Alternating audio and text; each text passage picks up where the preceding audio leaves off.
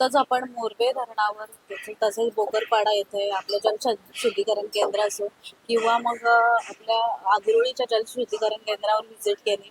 नवी मुंबईतून बहुतांश ठिकाणावरून गढूळ पाण्याच्या समस्येविषयी तक्रारी येत आहेत आणि त्या संदर्भात आपण हा पाहणी दौरा केला. तिकडच्या पाहणी दौऱ्यादरम्यान असं आढळून आलं की तिथं पाण्याचा काही इश्यू नाहीये. मग जे काही प्रॉब्लेम असतील ते शहरात आपल्या जलवाहिन्या जातात त्यांच्या संदर्भातच असला पाहिजे. म्हणून मग आपण आता नोड वाईज पाण्याचं पाहणी दौरा करतोय. आज इथं आपण कोपर धरण्या नोडमध्ये हे पाहणी दौरा केलेला आहे आणि विविध सेक्टरमधून आपण सॅम्पल घेतले पाण्याचे आणि त्याची चाचणी केली. जो क्रायटेरिया शुद्ध पाण्याचा किंवा पिण्यायोग्य पाण्याची जी क्रायटेरिया आहे ती प्रत्येक नोडमधल्या पाण्याने योग्य अशी क्रायटेरिया दाखवलेली आहे. त्याच्यामुळे पाणी दूषित आहे असं सांगता येत नाहीये. पण तरीही पाणी गढूळ येतंय किंवा पिवळसर पाणी येतंय तर नक्कीच ही समस्या आहे आणि संपूर्ण नवी मुंबईत ही समस्या आहे. तर ह्याचं निदान निघणं खूप गरजेचं आहे.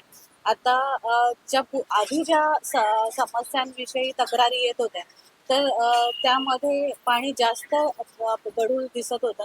आता त्याचं प्रमाण थोडं कमी झालेलं आहे आणि समस्याही म्हणजे तक्रारी कमी झालेल्या आहेत. तरीही आपण मास लेवलवर चाचण्या करत आहोत.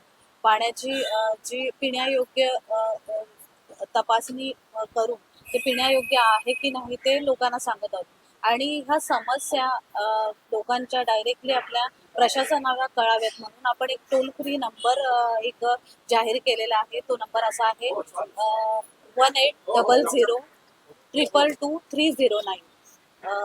तो नंबर आहे 1800 222 309.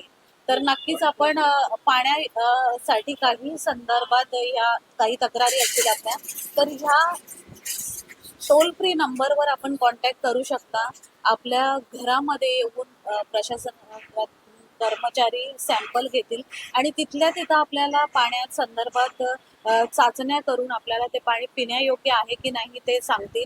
जर काही म्हणजे आता बहुतांश ठिकाणी लाईनी हा गटरातून गेलेल्या आहेत किंवा जवळ ड्रेनेजच्या लाईन वगैरे आहेत.